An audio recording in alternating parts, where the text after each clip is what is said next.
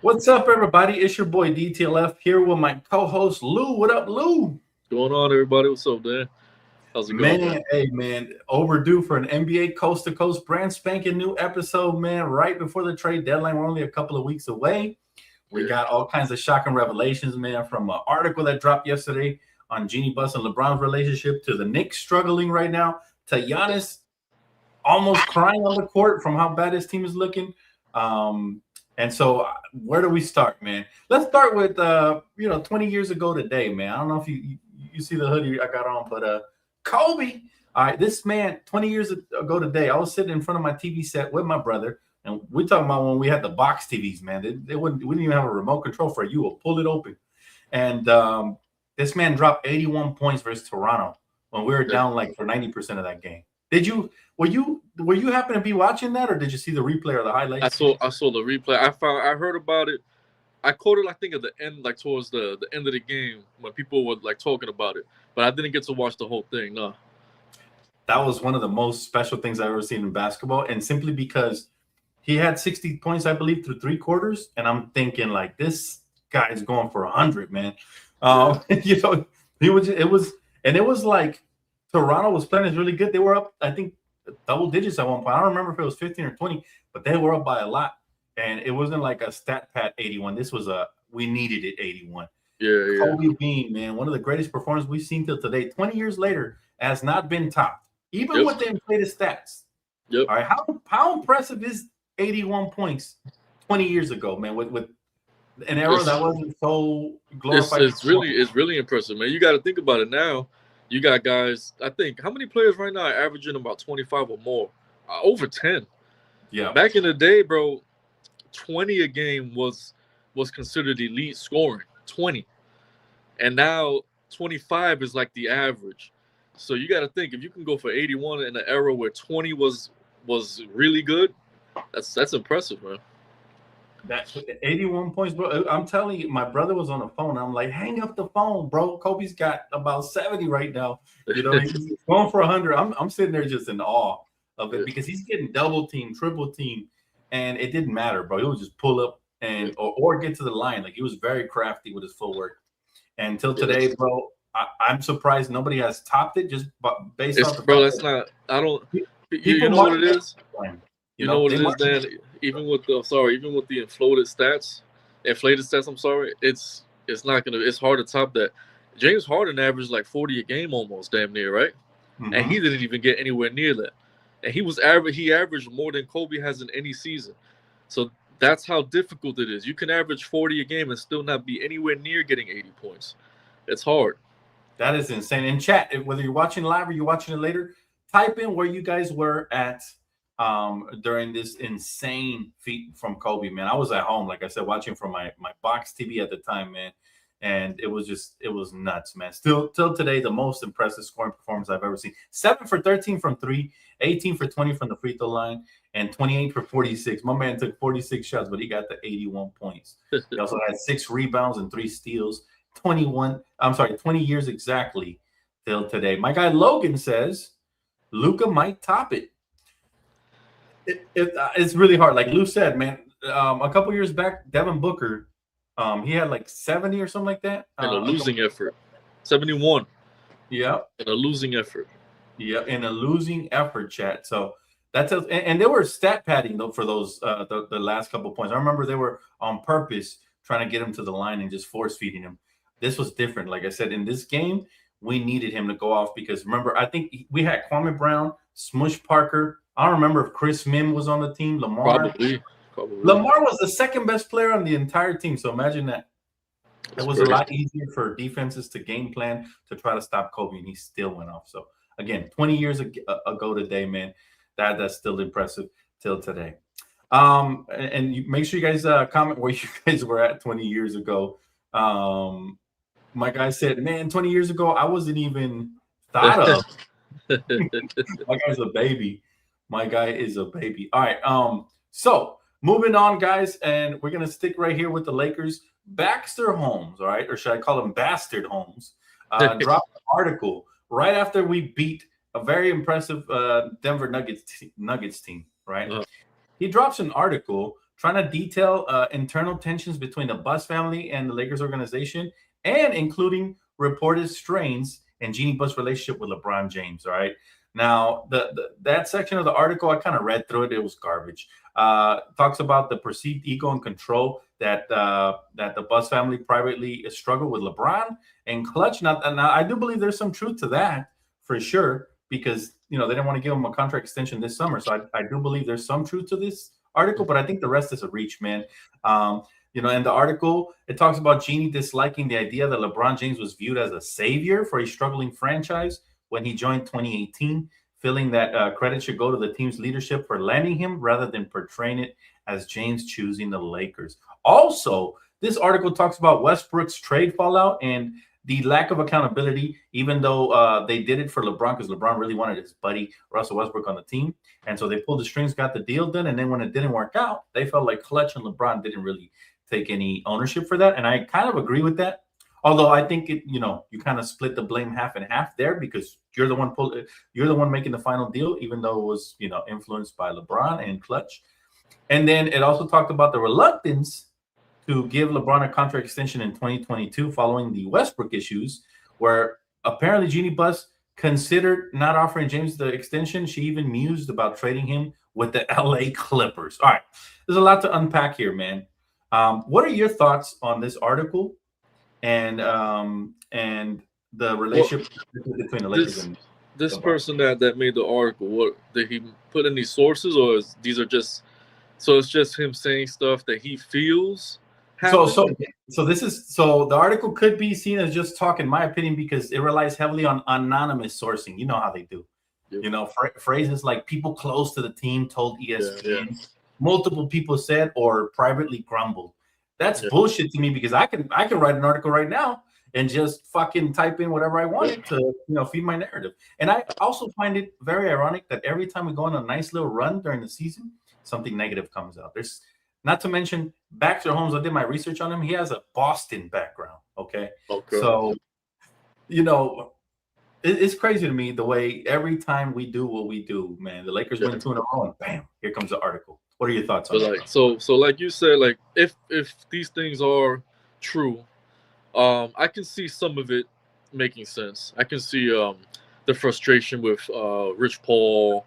I can see them not wanting to give him an extension for his age. I can also see them getting upset with the Westbrook, because he did want Westbrook. I mean, I know Westbrook was a disaster, and I know he regretted it afterwards, but he did push really hard for Westbrook. So if those things are true, I can see that. But I don't know. I don't believe. I feel like Jeanie Buss is a strong enough character that if she really felt a certain type of way, she would have said it herself. I don't think she's scared of people not liking what she says. So for me personally, I don't know, unless I hear it from her mouth, that's when I'll believe it, in my opinion. That's a great take, and I agree, man. I think in Los Angeles and La La Land, there's always going to be drama, man. And I do believe some of the things in this article, because I've said it myself. I do believe they don't want a power struggle between Clutch and the Lakers, because the Lakers are the Lakers, man. And they've been a prestigious franchise before LeBron. They're a prestigious franchise during LeBron, and they're a prestigious franchise after LeBron. Now, here's what I think, and I've always said this, and my opinion doesn't change based on some bullshit article. What I think is that both parties are to blame for the Russell Westbrook trade. Yes, LeBron influenced it, but the Lakers ultimately pulled the trigger. So nobody can wash their hands from that, all right? They both have to mutually take somewhat credit for it. The number two thing I'll say, somewhere in the article, it talks about LeBron James not being grateful for his son Bronny being drafted and how that rubbed Jeanie the wrong way. That is a complete and total reach. Jeanie's always been about family. This decision was about family. They've treated LeBron like family. And Rich Paul even came out on his own podcast and dispelled a lot of this and said it was bogus. And that's Rich Paul. Rich Paul been doing a lot of yapping. But in this case, I got to give him credit, because he said the right things. And he said they've had a great relationship with the Lakers, and everything else is just clickbait. And I agree with this. And this usually happens. A lot of clickbait usually happens, if you notice, before the trade deadline, because it's almost like they're trying to pour gasoline fluid into, trying to like pressure the Lakers to potentially trade LeBron or something, which isn't going to happen because he has a no trade clause. So it's all irrelevant. And I even heard Chris Haynes say yesterday that usually where there's smoke, there's fire. And if something like this comes out before the trade deadline, usually something big happens. So watch out for a LeBron trade. I can tell you right now, it's not going to happen because they would have did that in the offseason if that was the case. Now, what I do believe, based on this article, and I also have interviewed, some inside sources, and they tell me that LeBron James will most likely end his career in Cleveland, not with LA. Since this isn't likely to be his last year, I can definitely see a scenario where he goes to Cleveland. Where do you think LeBron will end up after this year, Lou? Cleveland might make the most sense. At this age, it seems like he wants to be in warmer weather. He went to Miami for the weather. He went to LA for his brand and for the weather. So Cleveland will only make sense because he's from Ohio. If I had to choose a destination where, as an older person, where you would want to retire, I said maybe one of the Texas teams, man. I could see him going to San Antonio, maybe with Dallas. He can probably go to Dallas with AD if they don't trade him. Or even Houston. One of those teams. But hey, you know what? I know you might not like this. I'm not sure, but him and Curry, man, are real close. I knew you were gonna do it. Shut up! I'm just saying, one of the one guys he always said he wishes he could play with is Steph Curry. He said he's on the record saying that. So you never know. He might want to go down to the, No, you know what? I'm glad you said it because I don't want to have to say it. That's like one of my biggest fear landing destinations for him, where he can keep his family in California. He's not far off. He can travel back and forth and keeps them in the warm weather. And with what happened with Jimmy Butler, which we're going to get into right now, what happened with Jimmy Butler, I think the Warriors are definitely going to try to convince Rich Paul, Clutch, and LeBron to head in that direction if he does indeed become a free agent. Now, I don't see any scenario where he gets traded before the trade deadline. There's been zero indication that LeBron wants out right now. There's been zero indication that the Lakers have talked to any teams about potentially gagging a LeBron trade. Usually, something that big would not be held behind closed doors by now. We would have heard about it. It would have been huge. I would have made a live stream about it. So I do believe LeBron stays past the trade deadline for sure. I'm like 99.9% sure. Never 100 because anything can change, but 99.9% sure he stays. However, in this summer, I think Cleveland makes a tremendous amount of sense. They haven't really been past the second round since LeBron left. So it shows you what type of a big impact legend player he is. In spite of them having a good team all these years, they've had a good team. They've had Donovan Mitchell, Darius Garland, Jared Allen, Mobley. Like, they've been stacked, but they're just missing that one piece. That one piece is LeBron, if we're being honest. Would he take a pay cut there? That TBD, right? Maybe some under-the-table money gets slid, just like Kawhi Leonard in that situation. By the way, we have not talked about the Clippers in weeks and that whole palm tree bullshit that happened over there, man. Yep. How you feeling about that, man? What do you feel about the NBA just kind of slipping that under the rug? Like I said, it's one of two things is going to happen, man. They're going to, like you said, slip it under the rug and we're never going to hear from it again. Or maybe they're just waiting for the season to play out and then hammer down on some contract. They're probably going to have to take away contracts and all this stuff. So who knows? I don't know. Steve Ballmer is very wealthy, man. I don't see him getting in trouble to the extent where we think he should get in trouble for it. I agree, man. These rich people get slaps in the wrist, and that's it. Yep. Meanwhile, we get thrown in jail, and they throw away the keys. If me and you had committed something like that, Lou, we would have ice on us, man. We'd have for real. We were born here. We'd have everything all over us, man. So you're absolutely right. It's unfortunate, but that's just the way the cookie crumbles. Life ain't fair, y'all. Now let's talk a little bit about the Knicks, bro. Let's talk a little bit about the Knicks because, again, the Knicks are currently still, in spite of the struggle, the New York Knicks are 26-18, which is good for third in the East, man. And I know you've been dying to bring up the New York Knicks because they've been struggling lately. Give me your take on the Knicks and what you want them to do past this trade deadline. Cat gotta go. I've been saying it for weeks, but when we were doing this show, I kept saying they were on a streak and they were looking hot and they won the play-in tournament and all that stuff. And I still consistent with what I was like. I said, I don't like Cat. He's not built for New York. He got to go. And sure enough, Brunson feels the same way, and the coach feels the same way. That's why they had a players-only meeting yesterday. The day before yesterday, sorry. And, it worked out. I think we played Brooklyn yesterday. We beat them by like 60 or some craziness like that. But it's Brooklyn. Nobody cares about the New Jersey Nets, man. That's a given. I'm going to throw a curveball at you because you say Cat has to go, and I 110% agree. Chat remembers when Cat got traded there, because the Knicks are my second favorite team. I was like, I don't like that fit for the Knicks. I just don't like it. I've never been a fan of Cat's. I think he's soft. Even in today's soft modern NBA, he's still soft. That's not a good thing. If you're looking soft in today's NBA, Yep. that's a problem, Yep. And so I was like, they're gonna chew him out and spit him out in New York, and yeah, I don't think he's made for the pressure at all. I mean, he couldn't survive Minnesota, who drafted him. So, but I'm gonna throw a curveball at you, because shout out to my guy D Free, who sent me this text, and I forgot to show it to you because I was busy. But he was like, "Show this to Lou." So he sent me a chart. And I can't show it to you because it's via text, but it shows some of the best plus minus, and it shows Cat. This is what he said: Cat's been their best player, and Brunson tanks their D, which is their main issue.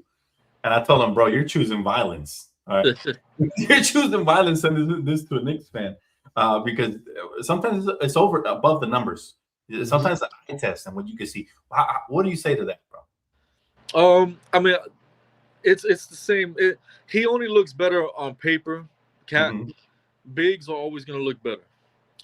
When you're going out there averaging 25 and 10, you look like a good player. If I tell you right now, if I showed you, if I took away the faces and I showed you numbers and I put Josh Hart's numbers next to Cat's numbers, you're going to tell me that Cat's a better player. But the impact that Hart has is way bigger than the impact that Towns has. I don't care what the numbers say. So, and as for Jalen Brunson, even if he was the problem, we invested too much in him. We got two of his best friends over here. We traded 4 picks from Macau because it made Brunson happy. We made too much of an investment to lead the team with Brunson to move away from that, whereas Cat is just here to fill the void and what we needed. He's more expendable and he's more valuable. Outside of Brunson, he's the most valuable piece that we have. So it makes more sense to move on from that trash defender than to move on from our star player trash defender as well. Well, and I'm gonna add to it. Like, some things the stats lie about. Like the other night, the plus minus on Gabe was one of the best on the team, and he's absolutely stinks. So I don't always look at the stats. If he got to pass the eye test for me. I can just one look at Cat, and I can tell you he's not gonna help you in the playoffs much. He'll disappear. He's gonna be soft, and he's not gonna get the same calls he gets in the regular season. That's why you hear the zesty, hey, all that when he's getting fouled or quote unquote fouled. But I'm telling you right now, bro. Fuck the numbers. I 110% agree. Cat is a big problem because, for one, we're talking about the clutch player of the year in Jalen Brunson last year. One of the clutchest players, go-to guys, big-time shot taker and maker. You need those guys in the playoffs. You need those guys in the playoffs. He's an absolute stud. You might argue he's the greatest player. No, not even an argument at this point. He's the greatest player since Patrick Ewing. Yep. And if he has elite playoff success, he'll be the greatest New York Knick ever. So fuck the stats. Yep. I say you trade Cat. Now let's kind of pivot a little bit. What's up, Solo? Good to see you, bro. Let's pivot a little bit towards Giannis and how that would be an amazing fit in New York, and how I believe this is the time for you to pounce. Recently, we've seen a clip went viral. Giannis completely ignoring Doc Rivers, and I have no surprise there. I've been telling people for years he's one of the worst coaches I've ever seen, Doc Rivers. The franchise killer right there, man. Everywhere he goes, bro, stars are disgruntled. Look, even the Clippers. Yep. If stars are disgruntled in LA where there's no expectation to win in the Clippers, I knew that was going to happen in Milwaukee. Bro, when you can make the Clippers organization look like the good guy, there's something wrong with you, man. There's something wrong with you. There you go. So, again, Giannis to the Knicks. How do you like the fit, and what would you give up for him right now? I love it. I love the fit, and I would give up anything but Brunson and OG and Hart. Those are the only 3 guys I would not trade for Giannis. I don't see it, though. I don't see it. There was rumors going around that the Knicks are talking to teams, and the 3 teams they mentioned were Charlotte, Orlando, and I believe it was the Memphis Grizzlies. Those are the 3 teams that I saw. Out of those 3 teams, I don't see anything that the Hornets or the Magic have. They're not giving us Paolo. They're not going to give us Franz Wagner. Charlotte's not going to give LaMelo Ball, Brandon Miller. So I don't see any other guy worth of value for Cat. However, Memphis, if you could package a deal for Cat and you get Triple J and Santi Aldima or what's the other kid, Jalen Wells, or something like that, I could see that move going down. I'm not saying Jaren Jackson's better than Cat, but he fits what we need.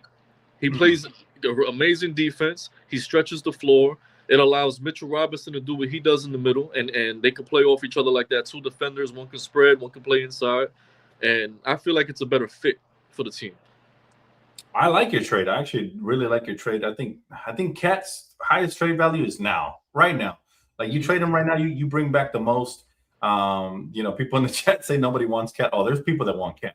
Matter of fact, I'll tell you who else would love Cat. My Lakers would, because if you could pair Cat up next to Luka and some of the guys we have in the paint, maybe a Jackson Hayes and stuff, that'd be great. That would be a great fit. Let me tell you something right now, man. If you guys get Cat, you would hate it. He's the offensive juggernaut version of Westbrook, man. That's what he is. I've never been a fan of Cat for the same reason, but I'm saying I think the Lakers would want him because, by losing AD, we lost the floor spacing big man who can do a little bit of everything and rebound, right?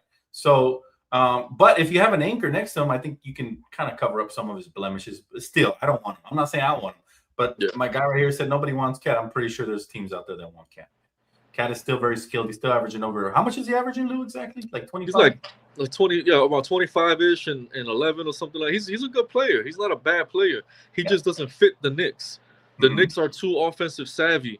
We need defenders. When you got a talent like Jalen Brunson, or even you guys know, the Lakers know, you got a talent like Luka Doncic. He could do everything on the floor. Brunson and Doncic are damn near the same exact player. It's just one 6'7", one 6'1". They're the same guy. They have elite vision. They can score at will. They make their teammates better, but you need to surround that guy with defenders because he can't defend a damn thing. So when you got another guy who's your best player that can't defend a damn thing, you're gonna have a problem, and that's where we're at right now. Yep, I agree. My guy Solo says that's a similar issue we had with AD. The numbers look good, but will consistently come up short in key matchups. Facts. That's a great point right there, man. Great point right there. And people on the outside looking in wouldn't understand because they're on the outside looking in. But at the end of the day, we know that certain players have a softness to them that just doesn't fit certain cultures. And matter of fact, how you feel about Thibs now, man? Now that you guys are without Thibs, he the only problem I had with Thibs is him running players into the ground. But outside of that, I thought he was a great coach outside of that. Yeah, I never thought he should go. I just didn't like the rotational thing that he was doing. If in a perfect world, I wish we would have been able to keep him as a defensive coach. Yeah. And have Mike Brown run the offense and have, like football, the way football does it. Unfortunately, it doesn't work like that in the NBA, so we had to pick one. And as of now, man, Mike Brown, I don't know. I never liked the hire. I didn't like Mike Brown. He's too goofy for me. I'm sorry to, I'm not trying to use the wrong word, but he's too goofy. You seen that thing with Draymond and him hugging and joking? They just caught a technical foul between Cat and Draymond. They got into a scuffle, and then right after that, Mike Brown's dapping him up and hugging Draymond. We don't like that stuff, man. Yeah. If you're a Knick, and I don't care, off the court, you can do whatever the hell you want. On the court, while the game's on, you're a Knick. What are you doing high-fiving and chitter-chattering with the other players? We don't like that. We do not like that. You guys are just like Laker fans. We don't even like to see players smiling when we lose them. When we're getting 20 pieces. So that's why we see mutual, man, Knicks fans and Laker fans. We hold our players and our coaches to a higher standard, and we need that loyalty to be on 1,000. I agree with that. We had Mike Brown as a Laker, and I think the timing was wrong because we were kind of like in a rebuild transition type scenario, but I didn't like Mike Brown as a coach either. I didn't think he had much as far as like defensive and offensive game planning. And I also thought his best stint as a coach was with Cleveland, even though he didn't win the championship. And after he got fired, Tyronn Lue came in and he led them to the title. But I thought that was his best stint for sure. I've never been a fan of Mike Brown either. But, hey, man, we'll see what happens. I still like the Knicks. I do believe you guys would really benefit from trading Karl Towns. And matter of fact, the rumors are already flying. According to multiple reports, the Knicks have had trade discussions involving Karl Towns with Memphis. Again, they got Jaren Jackson over there. Orlando, Charlotte. Those are names that have came up. And shout out to my guy for tagging me right now, AJ.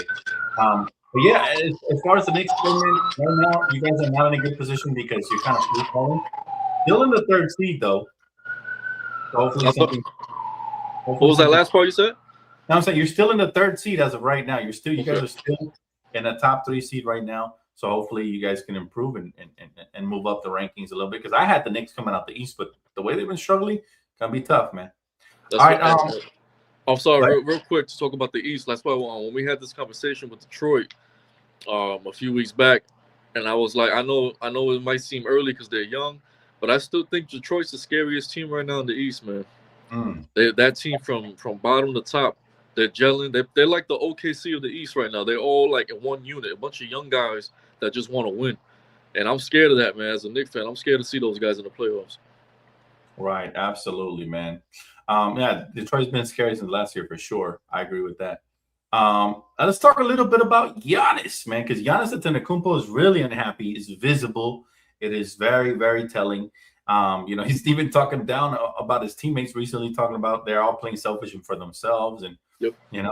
and all of that. And they've lost 20 of their last 30 games. They currently sit at 17 and 24. They're 24th in the NBA power rankings. He stated that he publicly won't demand a trade, but his situation is being monitored league-wide right now ahead of the trade deadline.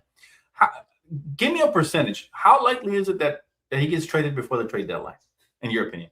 I'm gonna say unlikely, and not because I don't think he should.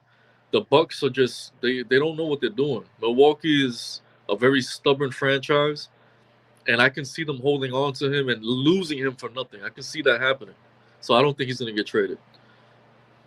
Yeah, I think they will get more in the offseason for him, to be honest, where they can take their time and assess everything.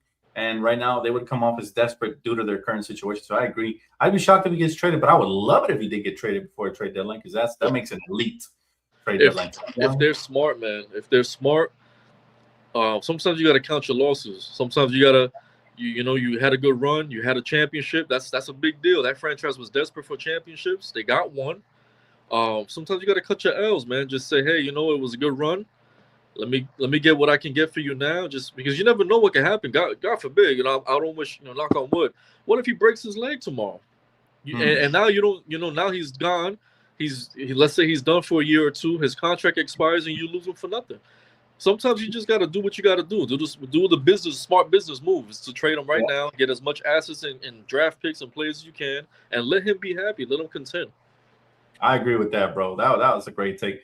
I would do the same thing, but again, I think they're going to hold him till the offseason. It's just a really bad look, man. He looked like a prisoner out there, bro. He looked like he looks like they're holding him hostage right now, and that's really unfortunate, man. Because again, Giannis has given back so much to that city, including a major championship. But let's shift a little bit to Ja Morant because Ja Morant currently on the Grizzlies. They're at 17 and 23. Okay, really bad for a Western Conference record.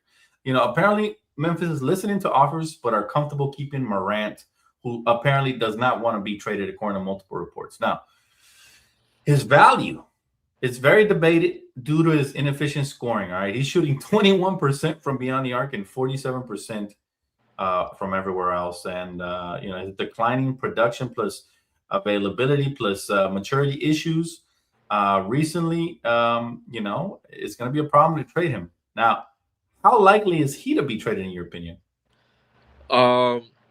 Again, same thing with Giannis, and for the opposite reason. I feel like the Grizzlies want to trade him, and if they could, they would do it now. But his value is so damn low. You saw what Trae Young got traded for: C.J. McCollum and a role player. So, and I feel like Trae's more valuable than Ja. So if Trae got traded for a veteran and a young guy and no picks, imagine what the Memphis Grizzlies are going to get offered for Ja. If I feel like they would be smarter to wait till the offseason, wait for the draft, see who's in the top 5, top 8 draft picks, and find a team that's willing to give up their top 5, top 7 pick for Ja, and maybe you'll get lucky that way. That's what I would do. It's going to be really tough for him to get major value because one is the maturity is garbage. But we're talking about a 26, 27-year-old that's still in the beginning of his prime, just like Luka is entering his prime. You can still get a lot of value if he matures. And that's a big if because he hasn't matured in the first 7 years or so with Memphis. 7, 8 years he's been there. Okay. So if he matures, you're getting yourself a young stud. But the likeliness of that happening, man, we're talking about a twerking, guy who likes to go to clubs and with guns and just do dumb shit that he never did before he was in the NBA. But all of a sudden he thinks he's a gangster. Man, this is this viral picture of Ja Morant where he's in these little loafers looking super preppy, with a button-up collar shirt. Like, bro, just be yourself. Stop being a goof, bro. You ain't in no music video just because you got money. Just because you go to strip clubs, you ain't that guy, man. And so it's unfortunate because, like I said, I was on the verge of buying his jersey at one point. Now he's a buster, man. I ain't even looking at his jersey at this point, bro. Yeah. But, if I'm Memphis, bro, I'm trading him for whatever I can get right now, just to get off. So now, this is what I ask you though, like, what NBA team you think will take him? Realistically, like, I think a team that wants to keep their superstar and needs firepower, a team like Minnesota. I can see him going to Minnesota to play alongside Ant. But if I'm the GM of Minnesota, do I want him around Ant? Do I think Ant is mature enough not to pick up some of those shitty habits from Ja? I think he is. I think he's old enough now where he has his own routine and his own thing, but it's a big risk. Also, if I'm let's see, a team like Golden State, I know he doesn't fit there, but if they're gonna need a scoring punch to help somebody like Curry, you gotta gamble. You gotta gamble and see who can take him. My guy says Miami. Miami would be good, but they might be a little too structured for him. I think he can. That off the court. Oh man, you can't send him to Miami. You're right. I didn't even think of that. Yeah, you can't even send him there. In my opinion, maybe Portland, man. I could see him going to Portland. They got Drew Holiday over there. Maybe he'll listen to Drew. He got a championship. Maybe you can get back Denny Adivija and Scoot, or what's the other kid's name? Not Simons, the other one they have over there. Sheldon Sharp, what's his name? Sheldon Sharp? Shaden Sharp, something like that. Mm-hmm. You get Denny and Shaden to Memphis, and you got to send him to a franchise where there's nothing to do. He needs nothing to do. He needs to stay home, straight up. Stay home, man. Zone out on basketball, and be surrounded by veterans. And Portland has that. Portland has older guys that, Jeremy Grant, Drew Holiday. They got guys that are more calm demeanored. And there's a city that is really not that much to do out there in Portland. Yeah. I don't know, man. I think you send him to Portland, he's just going to take a private jet to Vegas or something, man. Probably, yeah. Or doing cocaine or something, man. It's going to be crazy. But what's up, CJ? Good to see you. My guy says Ja needs the right organization with strong veterans, but that doesn't really exist anymore in this league. Damn. That's what he needs. I'm telling you. That's what he needs. He got to be surrounded by guys that he can somewhat look up to and respect and listen to. I'm going to tell you what he needs, man. Ja needs to get adopted as an adult by a new father. One that sets a good example, because his father is trash, man. He's out here with a grill and chains. And it's like, bro, who's the son and who's the pops in this shit, bro? You can really see how bad it is, man. And then he's always trying to start fights on the sideline. Like, bro, that explains everything. It's like, dude, the apple did not fall far from the tree. That's what I could see, at least from the outside. Like I said, Ja to the Clippers. Oh, God, no. Do not put him anywhere near. I mean, there's no pressure there for him, so he's going to be at the clubs daily, man. And, they're just looking to sell tickets. That could be the Clippers' punishment right there. For real, hey, you just never know, bro. All right, let's shift gears a little bit. Let's talk about the injury that recently happened to Jimmy Buckets, man, aka Jimmy Butler. Very devastating, obviously, to Golden State. Although they weren't going anywhere this year, regardless. They went on a nice cute little run, which they always do around this time of the year. But they were either a first-round exit or a play-in tournament team at best. Now that he's out, man, and I call this, you hate to see injury for anybody, but this is sweet karmatic justice for Jonathan Kuminga, who Steve Kerr has been an absolute fucking prick versus, man. You're talking about a lottery pick who shows tremendous potential, and Steve Kerr just decided to act like he's been sleeping with his wife or something. Like, I don't understand, bro, why you get a player like that. And what I see from Steve Kerr, me personally, bro, is that he's an overrated coach who does not player develop properly. He had Jordan Poole. Jordan Poole never became shit. He showed flashes, never became shit. He had Moses Moody, ain't shit. Pods ain't shit. Now he got Kuminga. He ain't shit. I blame him and the coaching staff. What do you think of the dynamic there between them and the injury to Jimmy, and what should happen next for Golden State? Well, the injury to Jimmy, that's when he got hurt in Miami, right? He got hurt in Miami, I believe. I heard in Miami. Yeah. Is it season ending? It's season ending, and it might even bite early into next season. Yeah. So I was just asking, but as far as the coach and Kuminga go, Kerr's stubborn, man. He's a stubborn old man. Mm-hmm. Stubborn old men, bro. When it's their way or the highway, I'm right, you're wrong. I don't got time to adjust. He did that in the Olympics. He did it with Jason Tatum and Halliburton and Tatum were both back-to-back finals in 2 years, and he decided, I'm not going to play this guy.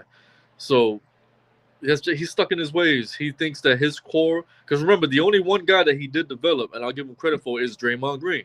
That's the one guy that he developed, and he's riding that horse till it fucking gets shot in the head, man. He's gonna stay with that core until they drop. That's insane. But you're absolutely right. Yeah. I'll say this about Steve Kerr, man. Obviously, he's a championship level coach. But I think a lot of that was because of the rosters he's been gifted over the years. I mean, literally took that team from Mark Jackson straight to the finals. That team was already seasoned and ready to go. Even with Mark, I think they still won the championship that year, to be honest. Yeah. So how much of a great coach is he really? I've always thought he was overrated, but hey, time will tell, right? Especially once Curry retires. Let's see how good he is then. That's when you'll tell. You know a great coach when their best years with their best player passes, and they can still have success with other guys. That's why I respect Spo. Eric Spoelstra, even though he hasn't won a championship since LeBron left, his team's always been contenders. They went to the finals twice with Jimmy Butler. That's a good coach. Tyronn Lue, he does his best with what he got. It's the Clippers, but he stays relevant. He keeps that team relevant, and so that's a good coach. And then you got this guy Kerr. We're gonna see when Curry retires. He might retire too because he's gonna get exposed. That's facts. That is absolute facts. I 110% agree with that. And the way they did Kuminga, bro, just dirty, man. I'm talking about he was their best player in the playoffs after Curry got injured last year. And you would think, oh, this is his breakthrough. They're finally going to realize what he can do. Motherfucking Kerr, man. He's – and I see a lot of that same stubbornness in JJ Redick, where if a player doesn't play how you like it, you're not going to play him no matter how good he is. Kerr was a three-point shooting sniper. His team – took that, they took that sort of DNA, and that's why they became one of the best three-point shooting teams with Clay and Curry over the years. Kuminga is not a strong suit to shoot threes. However, he slashes really well, and he does other things really well. And instead of utilizing those skill sets, he completely buries them in the back of the bench like he's a bum. And, man, since Joe Lacob left – I'm sorry, not Joe Lacob. What was his name? The GM?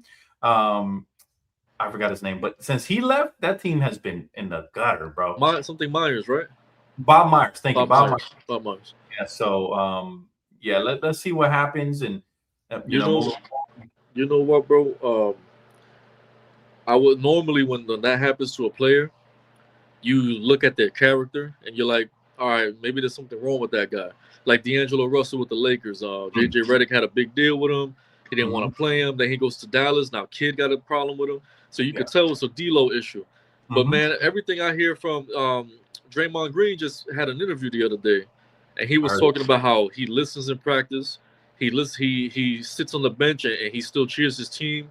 He got his head high. He's not down. He's not cocky. He's not arrogant. So when you got a kid that's good like that, he got a good attitude. He's a 7th pick overall, 8th pick overall. He should be playing, and he's a young guy. And he's still accepting the fact that he's not going to play. He's a good guy. So there's something bigger than what we see. I don't know what's going on there, but he got to get out of there. Maybe the Lakers pick him up. Maybe the Lakers grab him, man. Yeah, that'll be a nice pickup. Let's see what happens. Yeah, I've always felt like Kuminga had tremendous amount of talent. He's a supreme athlete. I've seen this dude posterize us even, and just he'd be a transition beast for sure. Can he develop the three ball? To be determined, we'll see. Yeah. But you can't develop a player by sending him out there and leaving him out to dry. Now you don't have Jimmy Butler, and you're looking like a fucking idiot because you can't play Kuminga. You got to try to save face now. Otherwise, you're going to look like a moron if he starts balling out, right? Good. So they're looking to trade him. And I thought Dunleavy Jr. said something really stupid the other night. Really, really fucking stupid. Where I just felt like coming across the screen. And to add to my boy Solo's point, he said, that organization is full of idiots. If Curry's smart, he'll get out of there. I agree. But Mike Dunleavy said, talking about Jonathan Kuminga's trade demand, he said, to be able to trade demand, there has to be a demand, like saying he's got no worth. So it's like, bro, that's counterproductive to what you're trying to do. If you're really trying to trade him away, you have to never say something like that about your player. Yeah. And him saying that is like he only has low value because you guys never play him. Yep. Okay. So I just think that was so ridiculous, man. And bro, it pissed me off. I can only imagine how Jonathan Kuminga felt about that. He's a 6'9" lottery pick. What do you mean there's no value for him? That's crazy talk. That's crazy. Even that kid in Sacramento, they don't play him either. Keon Ellis. There's value for him too. Just because you don't play your guys doesn't mean the league doesn't know what's going on. They know talent when you see talent. And fans too. Fans know talent when they see talent. So he's gonna be okay. He's gonna be okay. Absolutely. Absolutely. And Chappie asked, how you feeling about Mike Brown hugging Drake? He already said he didn't like it, but if you're asking me, I don't like it. You know how I feel. I don't like people getting chummy with each other when they're on the opposite teams. I just don't like that. But I think us old school fans were treated to a higher standard back in the day. If you want to elaborate on that, Lou, I know you already answered it, but I don't like any coach or not. I don't like anybody on my team, from the water boy to the towel guy. I don't like anybody on my team high-fiving the other team. It's been like that in all my life, in all sports, any sports I participated in, any sports I've ever watched. We never ever treated the other guys like friends. You're not my friend if you're across from me and we're going head to head. We're not friends. After we finish, we could dap it up, but in between the lines, no, that's not how it works. But I don't know, it's a new day. Maybe we sound like old heads, but in my opinion, I feel like you can't be buddy all the time. That's the one reason I hate AAU, man. It does a lot of great things, but that's the one thing I don't like about the AAU, man. All these kids grow up buddy, and now look, the league is soft, man. The league is very soft. Man, this is why Knicks fans and Laker fans are like this, man, because we understand each other, all right, to the max. And even I'm pretty sure, I hate to bring them up, but even Celtic fans feel the same way because they're old school too, and a lot of fan bases do, man. I also think a big issue here in today's modern NBA is player fandom, man. And I want to kind of bring that up because I've been reading a lot of stupid comments about how the Lakers didn't deserve LeBron James and we're never going to give him the flowers he deserves because Kobe Bryant's like, player fandom to me has been a toxicity where it has softened up not only the players, but the fans. You know what I mean? Like sometimes I feel like the players are too self-centered where they feel like the world revolves around them. That's why players don't no longer join dunk contests. All right, I'm talking about the elite of the elite. That's why the All-Star game is played like ass, and everybody turns it into a three-point shootout. That's why All-Star Weekend is an absolute joke. It's because it's your guys' fault, the player fans. You guys coddle players. You guys are riding them like 30 Baskin-Robbins, 31 flavors of condoms. You know what I'm saying? You guys are defending them more than their own wives are. And we don't hold these players accountable. And there's whole channels, bro. There's a channel literally dedicated to hating on me because I've given Luka and Austin Reeves credit and LeBron James credit. And so when I tear either one of them apart because they played wrong, all of a sudden I get hated on. This is a soft league because it's a soft new player fan base, all right? Whatever happened to staying loyal to the team. By the way, your favorite player is going to retire. What are you going to do now? What are you going to do when your favorite player retires? Are you going to find a new jock to ride, or are you going to stay with your team? Because you're going to look ridiculous if you're a LeBron fan, then you jump onto Bronny, and then you defend him to oblivion. Like, it just makes you sound delusional. And you know what? There's no fixing that, bro. There's always been player fans. It's not as bad as it is now, but there was always player fans. Even when I was growing up, I remember seeing kids that I was growing up with, and what's your favorite team? And I don't got a favorite team. My favorite player is Iverson. Well, my favorite player is this. Wherever he goes, I go. And those people like that, they just want to associate themselves with success. They don't care about the team. They don't care about sportsmanship. They don't care about rivalries. They just want to be associated with success so that they can have bragging rights, so they can feel better about themselves. So you're never going to get rid of those type of players. It's magnified now, man. It's crazy. But let's normalize making clowns look like clowns. I'm so tired of seeing player fans have like 10,000 likes on a stupid tweet talking about the Lakers don't deserve LeBron. The Lakers are better than LeBron because the Lakers have more championships. Where's our respect? You know what I mean? Like, get that through your head. LeBron will retire. The Lakers franchise will be forever. So the Lakers are better than Kobe, than LeBron, than Magic Johnson, than every player that has come before. They represent the name on the front of the jersey, not the name on the back.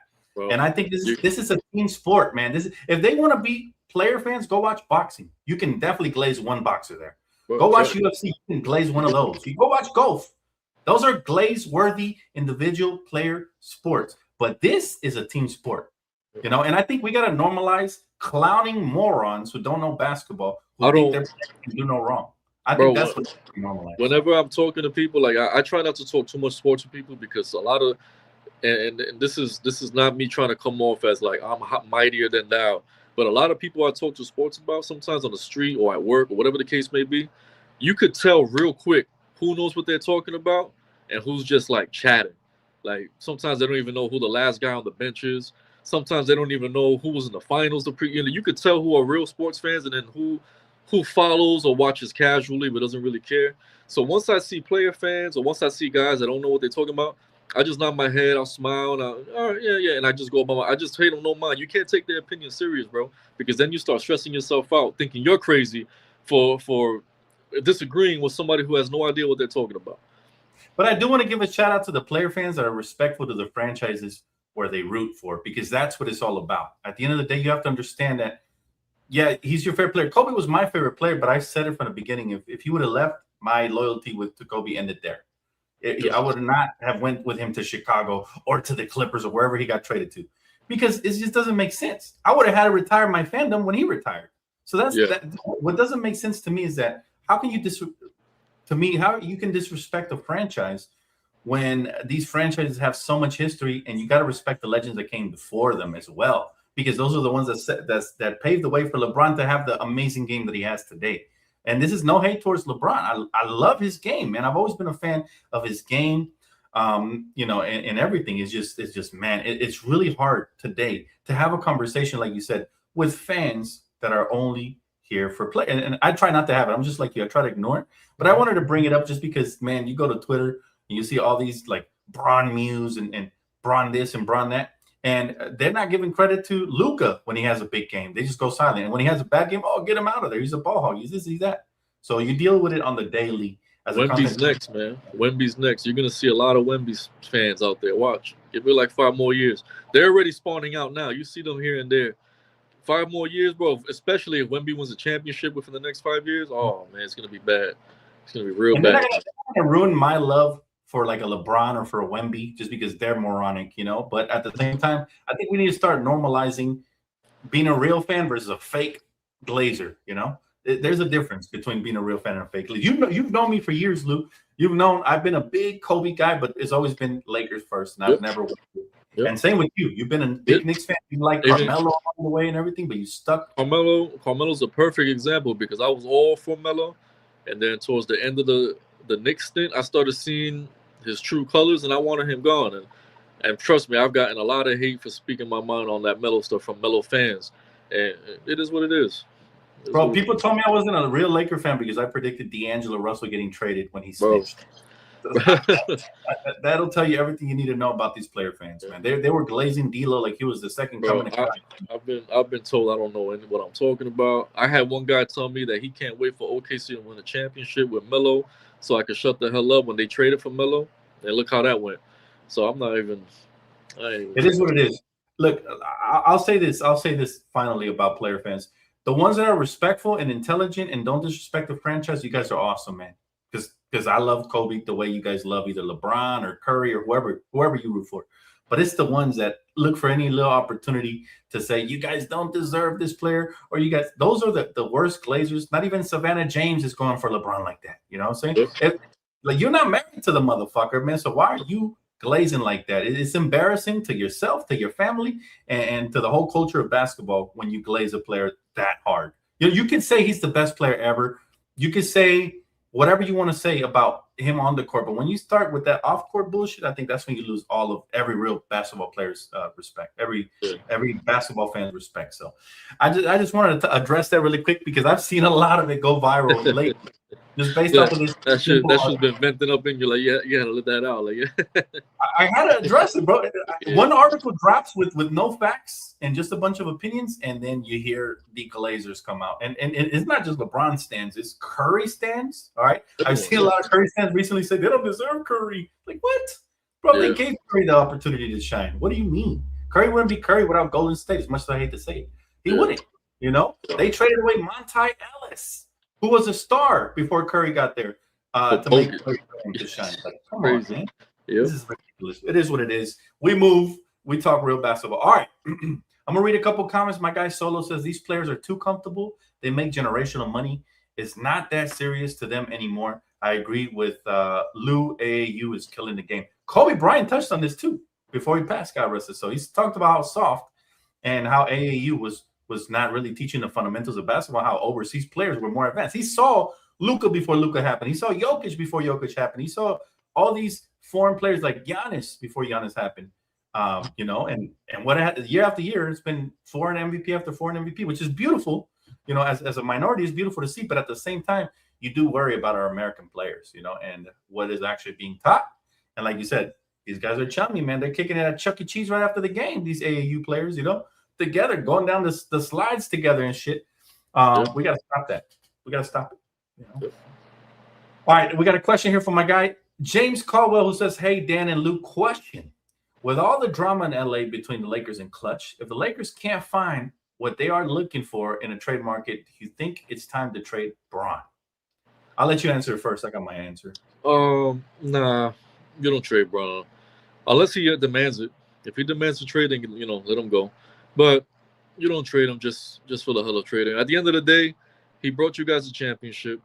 I'm not a Bron fan. I do not like Bron, but I'll be honest, he's been good in LA. He's kept his mouth shut. The one thing he's been controversial with now is not even him; it's his damn agent that's been talking all crazy and talking about trade this guy, trade that guy. Let him ride out. It's his final year. Why would you want to just make yourself look bad as a franchise and move him when he's about to be a free agent anyway after this season? Just ride with what you got. That's it. Yeah, I concur. I agree.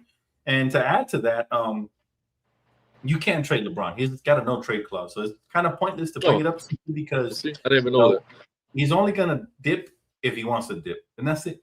But I don't want the Lakers to be known as the only team to trade a generational talent like that. You know, Cleveland didn't do it, Miami didn't do it, and we shouldn't do it. We should just let him ride off into the sunset. This is probably, I'd say I'm 100% sure he's not coming back as a Laker based on everything that has transpired, what his agent has done, and just the fact that they didn't offer him a contract extension. But I would say that overall, the LeBron James stint was a bit underwhelming because I expected more than one chip, but that is only a credit to his greatness, right? Because most players, they go to one city and you think, oh man, if you could just bring me one chip, goated forever. But LeBron's been so great that I expected multiple chips, especially with AD addition. So that falls again on the front office, on the players that played, and on everybody, you know. And so I will say it has been underwhelming, but not unsuccessful. It's been a successful stint because, like Lou said, he brought a championship here. I'm forever grateful for it.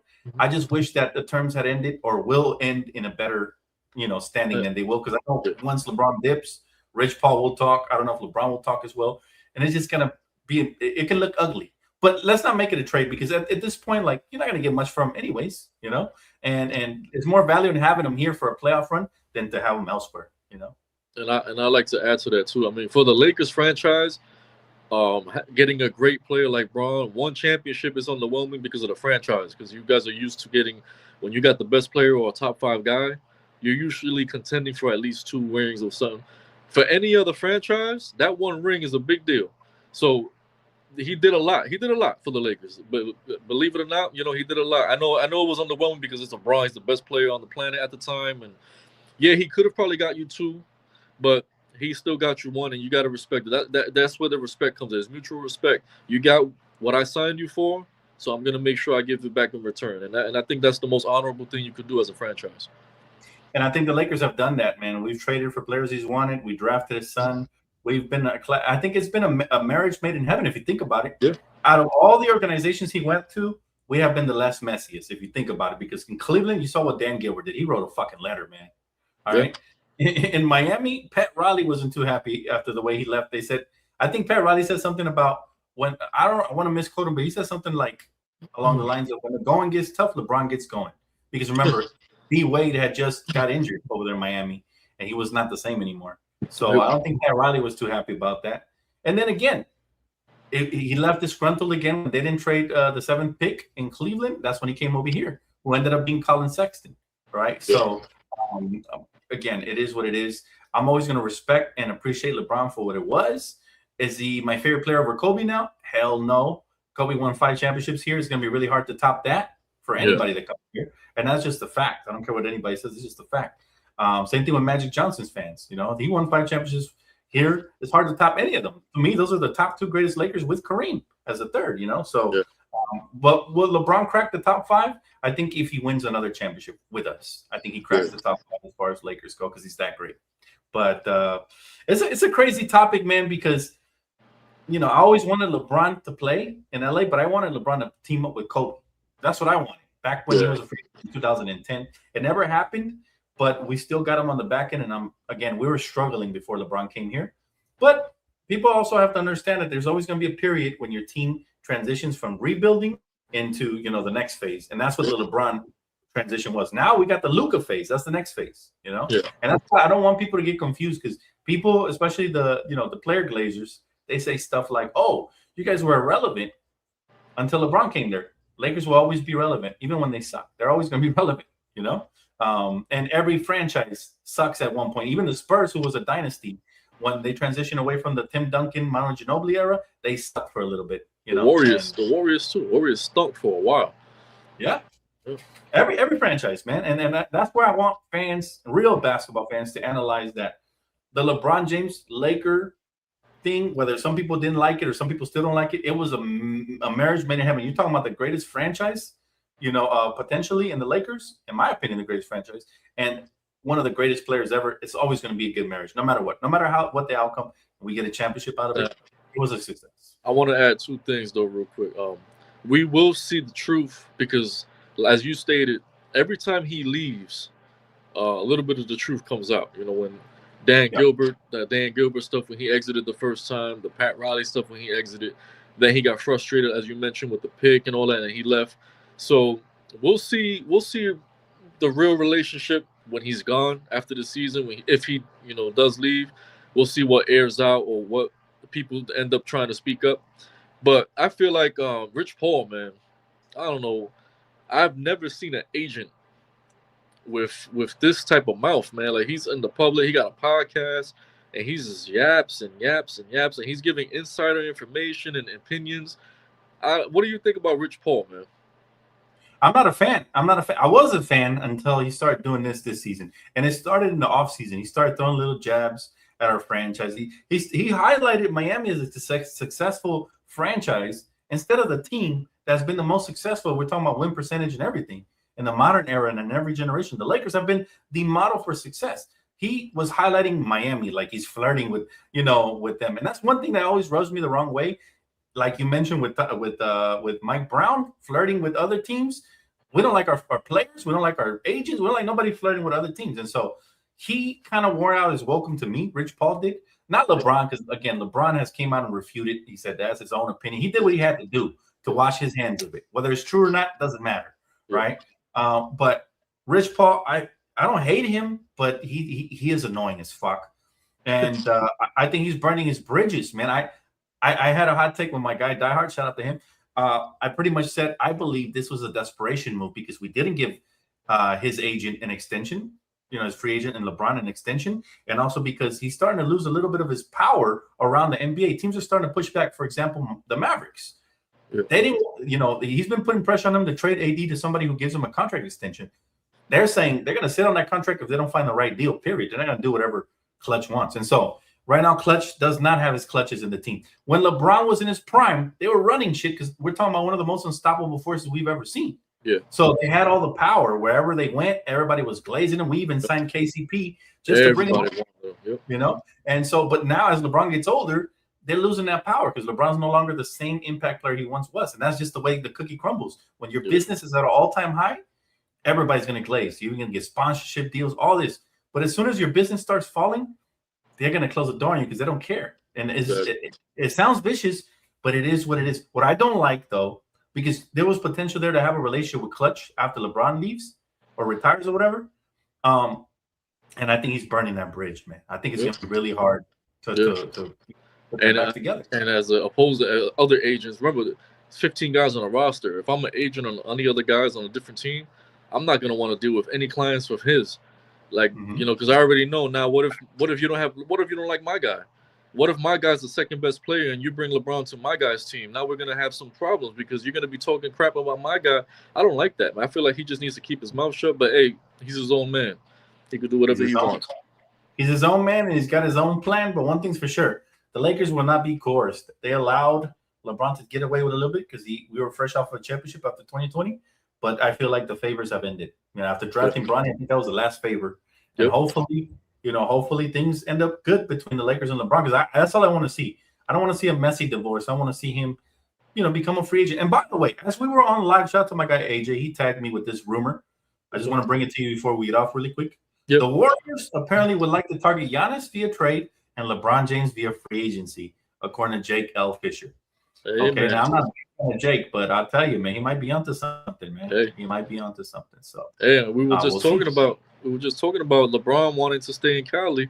Listen, if they could pull a Giannis trade right now and move on from that Draymond, Kuminga, Butler's contract's up after the season. Do you know? Is it? He's not. He's still in the contract for next season. Still? That might be a little problem, but you never know, man. Things can happen. Absolutely. It's going to get it juicy, man, and I cannot wait for another episode of NBA Coast to Coast, especially as we get closer to trade deadline and after the trade deadline, so we can review every trade that happened by then. But Lou, it was always a pleasure, man. My co-host, man. This has been another successful episode of NBA Coast to Coast. Before we let you out, though, man, let's see if we can power duo another PrizePicks entry, because we hit last time. Let's see if we can do it one more time, man, and we'll split it the same way last time. But let's do it. Should be fun. All right. So I already chipped in Luka. There's a special on him where he gets 26. I think that's an easy one right there. 26 points. We're talking about the league leading scorer. He's averaging 34 a game. So I'm gonna pick him up there. But after him, who do you like, Lou, from the chart? I don't know if you can see. We got I can't really see, man. We got Klay Thompson going against Golden State tonight on 12.5 points over or under. Do you like that pick there?